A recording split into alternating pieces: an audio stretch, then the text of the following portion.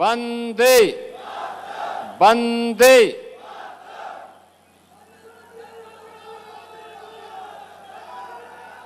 जनपद फिरोजाबाद के टुंडला एवं सिकोहाबाद विधानसभा क्षेत्र से जुड़ी हुई परियोजनाओं के लोकार्पण और शिलान्यास के आज के इस कार्यक्रम में समारोह में मेरे साथ उपस्थित प्रदेश सरकार में मंत्रिमंडल के मेरे वरिष्ठ सहयोगी पर्यटन एवं संस्कृति मंत्री श्री जयवीर सिंह जी, जिला पंचायत के अध्यक्ष श्रीमती हर्षिता सिंह जी, लोकप्रिय विधायक टुंडला श्री प्रेमपाल धनखड़ जी, लोकप्रिय विधायक सदर श्री मनीष असीजा जी, विधान परिषद सदस्य श्री विजय शिवहरे जी, महापौर फिरोजाबाद श्रीमती कामनी राठौर जी, अध्यक्ष जिला सहकारी बैंक श्री अतुल प्रताप सिंह जी, प्रदेश उपाध्यक्ष भारतीय जनता पार्टी श्री ब्रज बहादुर भारद्वाज जी, जिलाध्यक्ष उदय प्रताप सिंह जी, हमारे पूर्व विधायकगण श्री हरिओम यादव जी, ओम प्रकाश वर्मा जी, मोहन देव संकवार जी, शिव सिंह चक जी, राकेश बाबू जी, भारतीय जनता पार्टी महानगर के अध्यक्ष सतीश दिवाकर जी, भारी संख्या में आज के इस लोकार्पण और शिलान्यास कार्यक्रम में सहभागी बन रहे टुंडला और सिकोहाबाद से जुड़े हुए मेरे बहनों और भाइयों, मैं सबसे पहले सुहाग की इस नगरी को, जिसने अपने कारीगरों, श्रमिकों के परिश्रम से आज इस जनपद को लोकल से ग्लोबल बनाने की एक बड़ी यात्रा तय की है।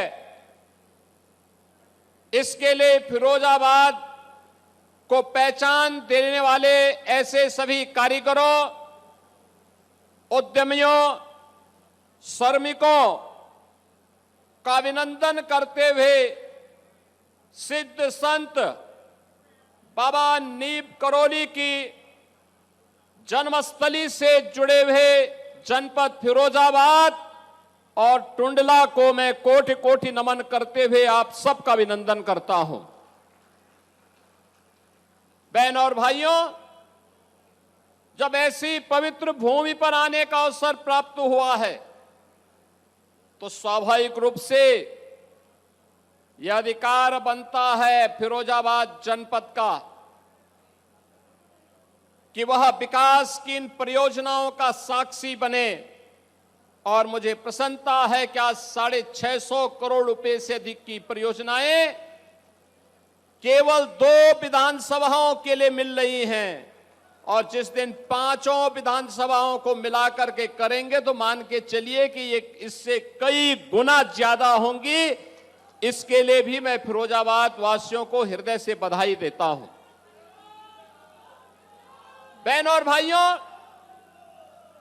ये जो भी डबल इंजन की सरकार कर पा रही है, प्रधानमंत्री मोदी जी का मार्गदर्शन है, लेकिन इसका श्रेय आपको जाता है, क्योंकि जब आप सही निर्णय करते हैं, सही जगह आपका वोट जाता है, ईवीएम का सही बटन दबाते हैं, जब मनीष असीजा और प्रेमपाल धनखड़ जैसे विधायक बनते हैं और वे कमल का फूल लेकर के जब लखनऊ तक पहुंचते हैं तो बहनों और भाइयों, बदले में विकास आता है, बदले में फिरोजाबाद की यात्रा लोकल से ग्लोबल की बनती है। और अब मैं देखता हूं फिरोजाबाद का ग्लास का उद्योग नवाचार का एक नया केंद्र बना है। इसने चीन को पछाड़ दिया है। पहले होली, दीपावली, विजयादशमी कोई पर्व और त्योहार आता था, हम लोग देखते थे कि चीन से बने हुए उत्पाद ही मार्केट में पहुंचती थी।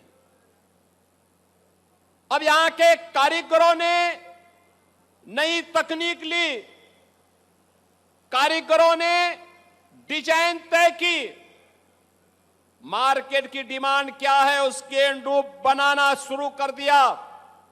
परिणाम है अब दीपावली हो या विजयादशमी, होली हो या कोई पर्व और त्योहार, जन्मदिन या कोई भी अन्य आयोजन, कोई अतिथि आता है तो ग्लास की एक सुंदर सी मूर्ति, सुंदर सी प्रतिकृति जब अतिथि को मिलती तो देख करके भौचक रहता और देखते ही रह जाता है कि ये बनाया कैसे और किसने बनाया है। तो मैं कहता हूं ये फिरोजाबाद के हमारे कारीगरों ने बनाया है, वहां के उद्यमियों के परिश्रम का ये परिणाम है, वह भी अभिभूत होता है। और बहनों और भाइयों, कितनी शानदार प्रतिमाएं बनती हैं। गणपति की प्रतिमा, राम दरबार, राधा कृष्ण की प्रतिमा और भी अलग अलग देवी देवताओं का, बुद्ध जी की प्रतिमा, भगवान शिव की प्रतिमा, कितनी शानदार बनाते हैं। यह है कला। यह कला पहले भी थी, यह प्रतिभा पहले भी थी, लेकिन प्रतिभा को 2017 के पहले प्लेटफॉर्म नहीं था, प्रोत्साहन नहीं था। आज से 9 वर्ष पहले यही मनीष ससेजा जी मेरे पास आए और इन्होंने गुस्से में भी, आक्रोशित होकर के भी मुझे कहा कि हमारा उद्यमी, हमारा व्यापारी जाएगा कहां, पॉल्यूशन कंट्रोल बोर्ड ने तबाही मचाई हुई है। और इन्होंने उस समय कहा कि ये तबाही बंद हो जाए तो ये व्यापारी कुछ करें। और बहनों और भाइयों, आने के बाद, सरकार आने के बाद हमने यही किया था। पॉल्यूशन कंट्रोल बोर्ड के छापों को बंद कराया, तकनीक दी, गैस की आपूर्ति सुनिश्चित करवाई और अब तो मुझे बताया गया कि गैस की आपूर्ति ही नहीं बल्कि अब तो बिजली से भी भट्टियों के संचालन और उसको सोलर पैनल के साथ जोड़ करके नई तकनीक के साथ हमारा फिरोजाबाद का उद्यमी आगे बढ़ चुका है। आलू उत्पादक किसानों ने अपनी एक नई अन्नदाता किसान के लिए एक नई उपज इसी जनपद से दी है, फिरोजाबाद जनपद से। और फिरोजाबाद जनपद में लोक माता अहिल्याबाई होलकर की प्रतिमा भव्यता के साथ आज जनपद को एक पहचान दिला रही है और सनातन धर्मावलंबियों को अपने पूर्वजों के प्रति कृतज्ञता ज्ञापित करने के लिए भी प्रेरणा दे रही है। याद करिए, लोक माता ने 300 वर्ष पहले जन्म लेकर के महाराष्ट्र की धरती में भले ही उनका जन्म हुआ, भले ही वह इंदौर की महारानी थी, लेकिन उनका कार्य क्षेत्र तो पूरा भारत था। जहां सनातन धर्म है वहां लोक माता की उपस्थिति है। उन धर्म स्थलों को जिन्हें विदेशी आक्रांताओं ने नष्ट किया था, लोक माता ने उन सब के पुनरुद्धार का काम किया। यही कारण है जब लोक माता के 300 वर्ष जयंती के हो रहे थे, प्रधानमंत्री मोदी जी के मार्गदर्शन और नेतृत्व में पूरे देश के अंदर लोक माता के त्रिशताब्दी वर्ष के आयोजन को पूरी भव्यता के साथ आयोजित किया गया। मुझे भी अनेक आयोजनों के साथ जुड़ने का अवसर प्राप्त हुआ था और मुझे प्रसन्नता है कि लोक माता की प्रतिमा को हम लोगों ने जगह जगह स्थापित करने के लिए हमारी सरकार उस समय कुछ योगदान कर पाई थी। हम लोगों ने औरैया के मेडिकल कॉलेज का नामकरण लोक माता के नाम पर किया, क्योंकि ये हमारी विरासत की प्रतीक है। उनकी प्रेरणा हम सबके लिए आगे बढ़ने के लिए एक नया अनुभव है और धर्म की स्थापना का कार्य और धर्म को पुनरुद्धार करने का कार्य कैसे होना चाहिए। गरीब को राशन नहीं मिलता था, गरीब को आयुष्मान की सुविधा का लाभ नहीं मिलता था, गरीब के लिए आवास की सुविधा नहीं थी, गरीब के घर में शौचालय की सुविधा भी नहीं थी, गरीब को एलपीजी के सिलेंडर की सुविधा भी नहीं थी, तब बिजली भी नहीं थी, क्योंकि ये कांग्रेस और समाजवादी पार्टी के लोग और बहुजन समाज पार्टी के लोग तो अंधेरे में रहकर रहने के आदी थे, क्योंकि अंधेरे में ही इनकी डकैती कुशलता पूर्वक पड़ जाती थी, इसीलिए चाहते ही नहीं थे कि बिजली आए। गरीब को तबाह करते थे। आज मैं कह सकता हूं, प्रदेश के अंदर 15 करोड़ गरीबों को फ्री में राशन की सुविधा का लाभ मिल रहा है।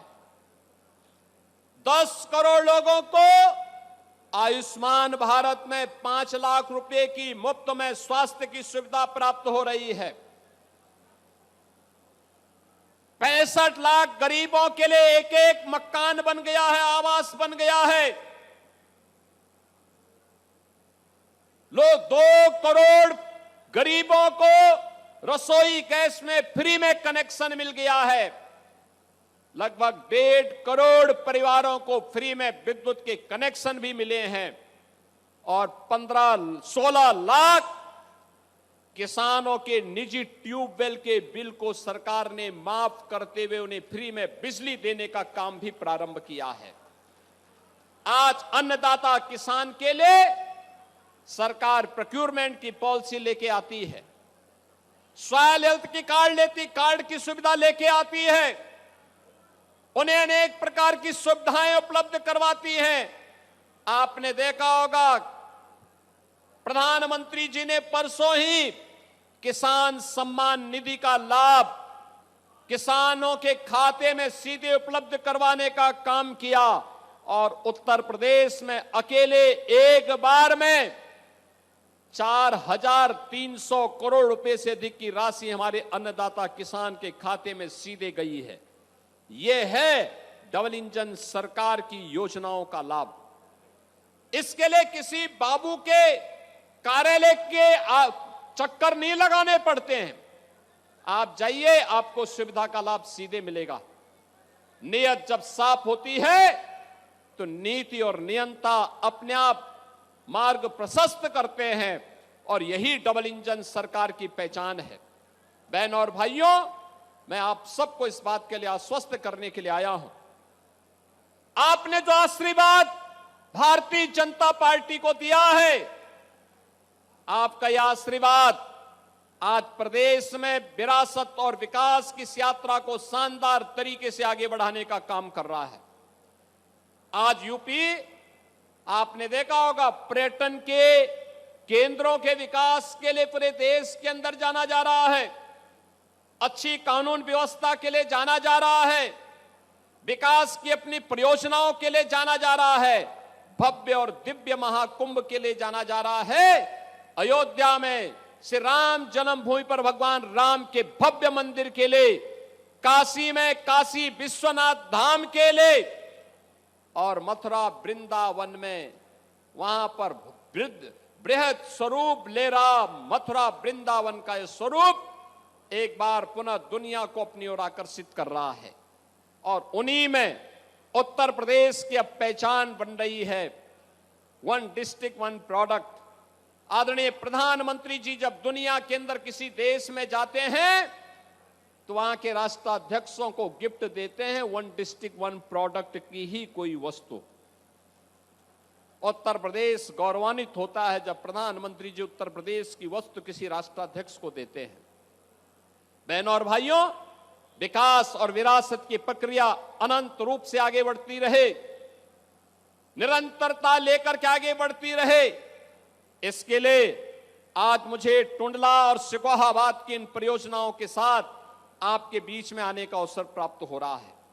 मैं आज के इस अवसर पर विकास की इन सभी परियोजनाओं के लिए टुंडला और सिकोहाबाद की जनता जनार्दन को हृदय से बधाई देता हूं। मैं श्री प्रेमपाल धनखड़ जी को, यहां के जनप्रतिनिधियों को रुचि लेने के लिए हृदय से धन्यवाद भी देता हूं।